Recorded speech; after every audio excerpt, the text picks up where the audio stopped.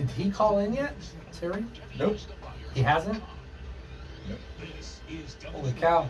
He better call. West Virginia Hey, he's got 2 minutes or less. He will. At a Western Maryland machine shop, as well as attempted murder and other charges. Police say Joe Louis Esquivel, who is 23, was charged with the murders at Columbia Machine Incorporated in Thursday's shooting. Authorities say Esquivel at Hendersonville, West Virginia, arrived for his normal shift. Working reporters left the building to retrieve a weapon, went back inside, and fire on employees in the area of the break room. Police responded to a 911 call at around 2:30 p.m. Authorities have not released a motive. And Maryland is launching a $28 million study for the next step in building a new crossing. Terry, got about half a minute. Hold on, please. Maryland's Radio News Center, 930 WFMD. Hey folks, welcome back to your Frederick Real Estate Update. I am Darren Ahern. What is that? Max Results, and There we go. We're good. All right. A conversation There we go. about the regional real estate market with tips for buyers and sellers. Your hosts, RE/MAX Results, Darren Ahern, and Presidential Bank Mortgages. Hey folks, welcome back to your Frederick Real Estate Update. I am Darren Ahern with RE/MAX Results. Hope you are having a wonderful weekend. Got a little bit of rain out there going on, but that's okay. That doesn't hurt anything. It just keeps our grass green and all that. But I hope you are doing well. The kids just about out of school now, I think, pretty much. And summer in full bloom and maybe making some vacation plans and all that kind of stuff like that. So I hope everyone's doing well. Thank you so much for all of our listeners. You can call in and give us your thoughts today to, it's going to be 301-694-9363. Or you can text it in and I'll cover that. Terry and I will. And Terry is at an undisclosed location today. He's away from me, not sitting next to me as my wingman, but no pun intended for the Tom Cruise awesome movie. If you haven't seen it, I haven't seen it yet, but I'm going to go see it. But all right, Terry, are you there? All right, doing good, good. All right, let's get right on into it today. If you could, please let us know what in the world is happening in the mortgage world out there. So go ahead, tell everybody. Well, before we get started, I just want to give a shout out to Becky Labasco and Patrick McInerney. I'm attending their wedding today and looking forward to a great time. Got in last night and had a great reception, and best of luck to the soon-to-be McInerney clan. But the market, this has been kind of a crazy week. And the numbers that just keep coming in, I keep shaking my head going, really? And then there's still demand out there? So let's talk a little bit about what's going on. What was the big news this week? It was the Consumer Price Index. The CPI came in at 1%, okay? The CPI is the Consumer Price Index, and this is one of the leading indicators of inflation. So the feds are raising the rate. They're continuing to raise the rates. The CPI comes in at 1%, which is not good. It was projected to come in at 0.7%. So what did we see? We saw an 800-point hit in the stock market yesterday, okay? The fear of inflation is building, okay? So what we're seeing is that the CPI came in above what it thought it was going to be. This week was a bad week for rates. It was a bad week for the stock market and a bad week for the rates. People are taking money out of both markets. So basically what they're doing is more and more people are sitting on the sideline. So our stocks are going down and our rates are going up. Okay? That usually doesn't happen. So what we're taking a look at is what's happening next week, Darren, is we've got the PPI, the Producer Price Index. It's the other leading indicator to tell us where the inflation is, and that is expected to be at 0.8%. Don't be surprised if it comes in above expectations. So what's going to happen is that comes out on Tuesday. Wednesday, we're going to have the Fed meet, or Tuesday and Wednesday, the Fed meets, and then at 2 o'clock, Chairman Powell addresses the world, and basically my belief is he's going to come out and raise interest rates again by 0.5%. He's going to do it in June, and he's going to do it in July, and then I think it's going to break down to a quarter, and hopefully they're going to see what they've created with raising these interest rates so fast. But here's what's very, very interesting is the demand for housing, consumer confidence. We're at the lowest it's been in 22 years, okay? So Fannie Mae does a national housing survey every month, and they basically ask two questions. One question, sorry. Is it a good time to buy or not a good time to buy? And in April of 21, 50% of the people said it's a good time to buy, 50% said that it was a bad time to buy. Okay? It was really 48, and there's 4% that usually don't know whether it's a good time or bad time. In July of 21, that 50% or 48% that said it's a good time to buy dropped to 28%. July of 2021. In February of 2022, that number went up 1%, so it was at 29% of the people thought that it was okay to buy, or not a good time to buy. So that number has dropped significantly, and last month it's down to 17%, and that's pretty much the lowest it's been since 2008. The demand for new mortgages is down to its lowest in 22 years. So I think we're going to start seeing rising supply, which will help settle things down a little bit. But the last thing that I want to talk about is one thing that nobody has talked about, and that is the cost of lumber. All we heard when it was going up, is that it was going up, right? I mean, that's all we heard, right? The cost of lumber was going nuts. Yeah. Lumber is based on the U.S. dollar per 1,000 board feet, okay? And during the height of the pandemic and the height of the demand for lumber, it got up to over $1,700 per $1,000 board feet. Now, before the pandemic, it was around $400 or $500. Where do you think it stands today, Darren? I'm going to be one of those 4% guys and just be like, I have no idea. I know it's come down. I have no idea. I know it's come down a little bit, but tell us, where is it at now? It just yesterday went under $600. It's $599 per 1,000 board feet. So the cost of lumber, nobody's talking about, but why I'm interested is because that's all about, the building industry. And we're starting to see a slowdown in, consumer confidence. We're starting to see a slowdown here. So I think that the market is going to turn a little bit. And the reason for the drop in the lumber is the demand has been going down and the supply has been going up. So when that happens, the price of something drops. So I don't know, you're going to talk about some numbers, and I'm very interested to hear what they are, but I can't believe that we can sustain what we're seeing with people still coming in with multiple offers above the list price. We're almost at 6% now. So it's kind of crazy out there. Alrighty. You just said something. I haven't been paying attention the last few days. I've been dealing with a lot of real estate, crazy stuff and all that I'm going to share with you. But you just said interest rates are getting closer towards the 6% mark. So that would be interesting. Well, last week, Terry, inventory. A couple things we're going to key indicators to pay attention to. We were at 351 to this morning. We're at 396. We are almost at 400. We have not seen that in quite a while. So what are your thoughts on that? Well, it goes to exactly what I just talked about. I believe that, we had such a drop. It went from 29% of everybody thought that it was a good time to buy a house, which means that 80 or 71% didn't think it was a good time to buy a house. And now that number's jumped 10, 12%. So there's almost 81% or 82% of the people out there think it's a bad time to buy the house. So the demand is lowering and the supply is rising. So when that happens in any economic situation, the price of whatever is being sold is going to either level out or come down. So I think that that's a huge number. It may not sound like a big increase, but to me, it is a big increase. And once we get above 400, which could be next week, I think that'll be huge. Yeah, no doubt.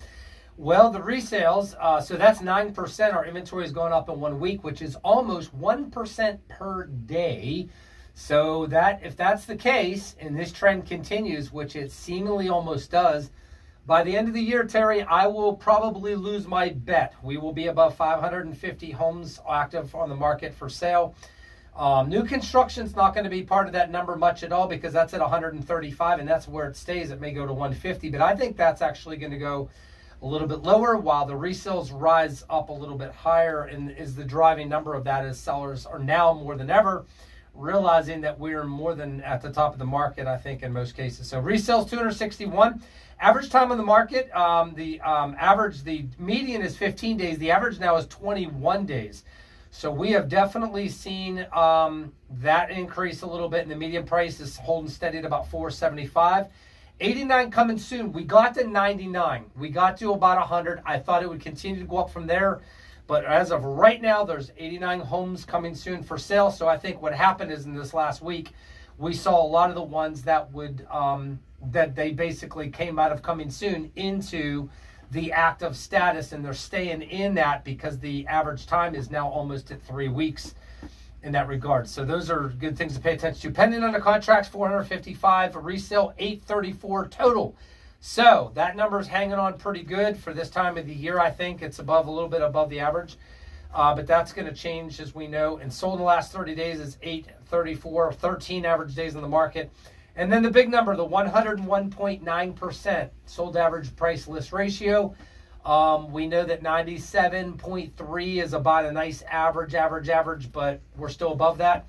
And I think the thing, Terry, that's doing that are a lot of the homes that are $350,000 are the ones who are the mass majority getting multiple offers still. Probably about 70 to 75% of them still are. And that number is going to continue to come down little by little by little, okay? So those are my thoughts on the numbers. Those are the strategic things. So, I want to have some fun, Terry. Before you get into some of the stuff, I asked you the question. This is something I think is really important to mention again this week. I had it happen. Oh, man. Remember how, Terry, the golden rule is you never make a large or significant major purchase before settlement, right? Yes. Yes. Please don't. Please don't. Yeah. And so we always try to tell people don't open new credit cards, don't buy a car. Just live the way you are. Don't do anything crazy. Don't, just live the way you're doing. Just don't open new accounts. Don't do anything crazy, right? Okay. Well, this week, Terry, somebody blew it. They did it. They broke the golden rule of real estate when it comes time to, how you live your life before the time you get a house under contract to settlement. And after our walkthrough, Terry, I had a couple. They went to, we did our walkthrough. We're on the way to settlement, and they're like, okay, we have an hour between, we'll meet you there. And guess what my buyers did that blew up their whole transaction this entire week? You ready? Guess what they did? They went and bought something? No, they didn't. They went and bought something, and it messed the whole thing up. They stopped at the gas station to fill up their Ford Excursion, and it was over $220 in gas. It was a major, significant purchase, and it messed up their whole loan. Can you believe it? I can't believe that. That shouldn't have triggered anything. That was the fun I'm having today. Terry, we just added into the whole entire significant major purchase, going to the gas station is now something to stay away from before you buy a house. How's that? All right. There you go. That was my fun. Come on. You got to laugh. If I pull into the gas station and we cry, I was being serious. But when you pull in, but now, instead of going to buy furniture or things like that, we already know that. Don't go to the gas station until after you get the keys to your dream home, then you can start crying your eyes out at the gas station. But for now, you got to have fun a little bit and laugh for a minute because you can't make this stuff up. So, yeah, my TDI Jetta, it was $80 to fill it up now. So overnight, it's true, prices went up again. This morning, it was $80. So, all right, Terry, let's talk about this. I asked you last week, and this is significant on one of my listings. A home with a spring-fed water supply, can it pass for an FHA, VA, or USDA loan, or does it have to be a conventional loan only. And I know this is a rare situation, but you and I like to talk about, because somebody's going to buy this house. I already got 4 more showings this weekend. We did have to lower the price. We adjusted the price $10,000 more. It is really good now because I got 4 showings this weekend, and I'm pretty sure we're going to get an offer. But if you were doing a loan on this house, what can the buyer do? Well, I talked to a couple different people, and one of the people I talked to was Kenny McLean, who we have as a guest, as as an appraiser, as an expert appraiser. And what we talked about in the research that I've done, basically a spring-fed home can go FHA, VA, USDA, but here's the catch. It has to have another backup water source, okay? Because if the spring dries up, then they're out of water, okay? So what you're taking a look at is you have to have another water source in order to go that route, is what I've seen and what I've been told, okay? So I called Kenny and I said, Kenny, what goes on with these spring-fed water homes? And he said, well, they really don't go conventionally FHA, VA. They have to go kind of into a portfolio loan with like a smaller bank that is okay putting it on. There's going to be a larger down payment involved, and it is a big possibility because there aren't a lot of comps out there. He said they're more prevalent in Washington County than they are in Frederick County. The farther you go out, the more rural that you get is where you're going to run into them more, and most of them are on old farmhouses. Very, very old farmhouses. So what he said was, it's usually tough to find comps with the same thing, but that's what they have to do is, reform, go farther out. Okay, that makes sense. Financing is going to be tough to get. And Kenny and I talked, and, we both kind of agreed we're not experts in this field, but putting a well in will probably cost about $10,000 in that range for drilling and, securing it might be in the $10,000 range. And that, so basically it's going to be a little tougher to get financing with a spring-fed well. Yeah, that's my thoughts as well on it, no doubt about it. So, and it becomes, like you said, there is no backup water source for this house. There's no well, and it would cost about 10 or 12 to put one in, and that was my thoughts too. I said to the sellers, they were just like, no, just lower the price 10,000. We're going to get an offer, and somebody can put one in. But they've never had a problem. It's never dried up. They've had the house of property a very, very long time. But of course, there's never a guarantee with that. But thanks for checking in on that. Another thing yesterday, had a settlement yesterday down in Germantown. Check this out. Walkthrough situation, not huge. We got a solution quick, but it was one of those deals like, hey, the ice maker on the refrigerator was broken. They already knew that before. The buyers knew it. It's on my listing. So the sellers were cool. They were willing to give us $1,600 credit. Hey, go buy what you want. So the buyers didn't pick anything out yet, and so they were assuming that the sellers would keep the old refrigerator where the ice maker wasn't working, but everything else was. Well, my guys thought they were doing a favor. Instead of asking me or telling me or doing anything, they just removed it, took it to their house, put it in their garage. Next thing I know, the agent calls me in a panic and said, "Where'd the refrigerator go?" And I said, well, it sounds like the seller was doing the buyers a favor and removing it. So, well, they want it back. So we got to go back, take it back today until they get a brand new one because supply chain issues. They are picking out a refrigerator and they may not get one for a week or two or longer. And so they're cool with not having an ice maker that works, but they definitely want to have something else. So we're going to put it not in the fridge, in the kitchen. It's just going to hang out in the garage until they get their new one, and then the other one will get taken away. So that was the quick fix, but here's why I'm sharing this. First question was, the thing I said to the other agent is, well, what does the addendum, what was in the addendum? Because she said, there was nowhere in there that said about removing it or keeping it or anything like that. And she said, what's the default on that? And I said, go by the contract. It's not what you and I say. It's by what the contract says. And so, of course, there was nothing in there.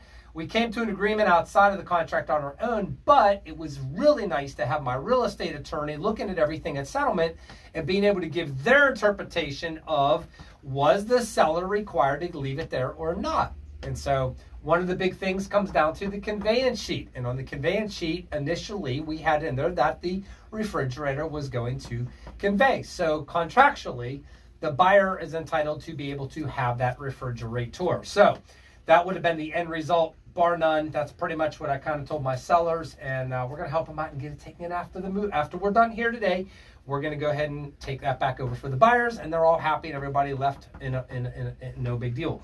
But Terry, what would have happened if the buyer said, hey, we don't want it back. We want more of a credit. We want money for that old refrigerator or the ice maker is not working. You're causing us an inconvenience. We want another $500 credit. What would have happened in that scenario? Tell everybody.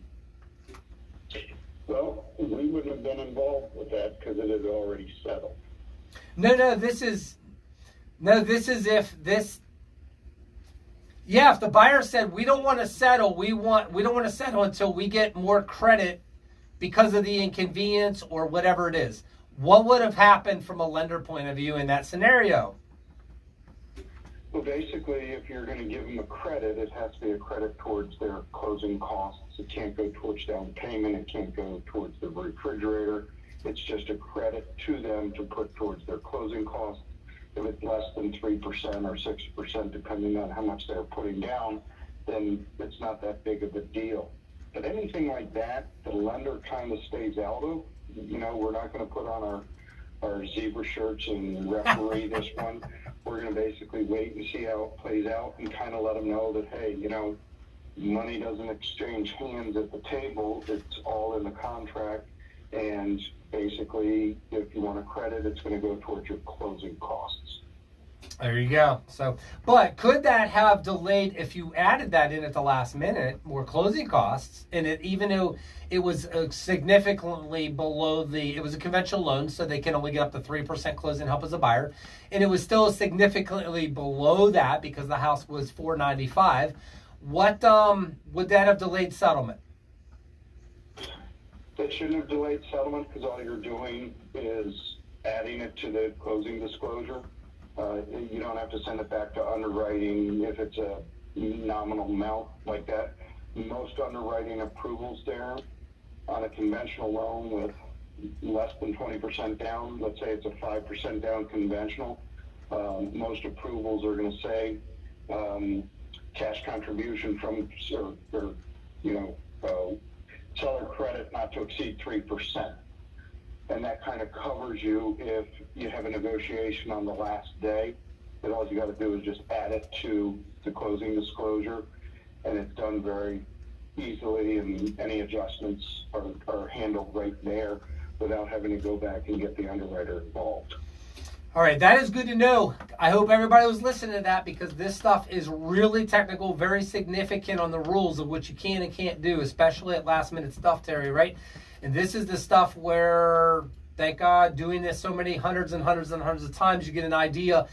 And I wouldn't want to be a new agent in this business. To be very honest with you, I'd rather go to medical school and do a residency in the whole 9 yards practically some days that I deal with, as you can imagine. So thanks for that. That is good to know. The good news is we didn't have to do none of that kind of stuff. They got it worked out very quickly, easily done. Put it in the bottom of the beautiful addendum for the walkthrough that this is what buyer and seller agrees to have happen, and everybody signs off on it and happy. So, but man, I can tell you now, not every settlement ends with happy. Everybody's in agreement. Took 2 minutes. That was easy. If it was like that in our world today, Terry, we'd be in good shape. We could run the government. If we could do that, it'd be amazing. All right, thoughts about the market as we finish up here, Terry, in the next 5 minutes or so. I'm more worried about the stock market, like you said, than the real estate market, even though some of the numbers you're sharing are very significant. We'll pay attention to it, and especially buyer demand and how they're navigating through things like that. I just looked at a property today, and the buyers, they're kind of like, first time that I think we could probably get closing cost help because they didn't get an offer accepted on the place yet. So that would be really significant for what I'm dealing with. But one of the things I want to talk about is, as you know, I was in North Carolina. I went to Atlantic Beach where I was going in the 70s as a child. I haven't been back in 40 years to go there and actually stand on the sandy beaches and be right next to the house in front of the house where we stayed as little kids in the 70s, and to be able to see the neighborhood and what's changed in the whole 9 yards since then. But back in the 70s, the reason why I'm bringing this up is because of real estate stuff. I started to, of course, I'm looking around, dreaming, thinking, hey, let's buy one of these. Hey, now that I'm the parent, I got children, let's buy one of these beachfront places so our kids can come back here one day. We can rent it out. We can Airbnb it. We can have a lot of fun. Because I stayed in a nice Airbnb, and the tune of that cost was very significant. But it's gorgeous and it's beautiful. So it got my mind thinking of real estate investing on it. And then I started thinking, wait a minute. Back in the late 70s, my parents could have purchased this home for well under, probably a little under $100,000, no doubt, right? So beautiful house, updated, everything in the area has grown, the whole 9 yards, and the homes that are pretty close to it on the beach, Terry, they're selling for between $1 million and $1.4 million, okay? So I'm thinking in my mind, well, what would have happened if my parents took savings and instead of buying this house and having a mortgage, because as you know back then, the rates in the 70s were what, 10, 12, 14% interest rate? And let's say they had the 20% back in the day to put down. Let's say it was $100,000, which it would have been. And they had a loan for $80,000 back in the 70s at the tune of 12 or 14%. What do you think the mortgage payment would have been on for that beachfront property? How much would the mortgage payment been approximately? Oh boy, I don't know. I'd have to run some numbers, but 100,000, 14, probably $1,000. Okay, all right. So it's $1,000. Let's just have fun here. So let's just say back then the payment would have been $1,000 a month, right?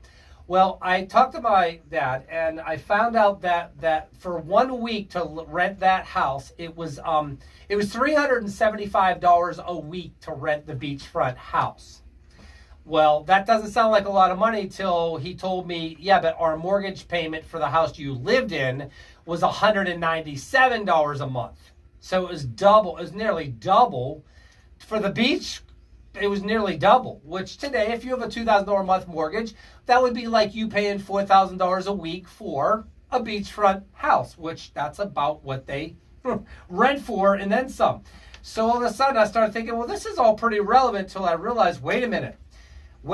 You could have rented the house out. It would have paid for itself and then some. And the value goes to $1.4 million. And yes, you got to put a lot of money and everything in it. And then I started thinking about our little stock market that we're dealing with right now. And I thought, well, if you took some money and you put it in the stock market, how much would you have had to invest to have the same $1.4 million today in retrospect to the beachfront house? Would those numbers have panned out? And in my findings, Terry, what I found is the same that's held true about 95% of the time. Real estate, investing in real estate outperforms the stock market 95, and your mutual fund 95% of the time. So what's the moral of the story? They should have got a lot of friends, family members, and everybody that we knew went in together and bought that beachfront house. In fact, they should have bought a dozen of them. So, and not to mention, I'm standing there now at 50 years old thinking, man, I could have had ownership. I could have stayed in this house rather than come back 40 years later, stay on the beach from a distance and say, I wonder what it looks like inside. I could have taken my kids and stayed there for a week or two because maybe we'll inherit it one day, right? That's the other part of the equation, but that's not going to happen. Mom and Dad, I love you. It's okay. No hard feelings. Just wanted to have a little real estate fun with you guys.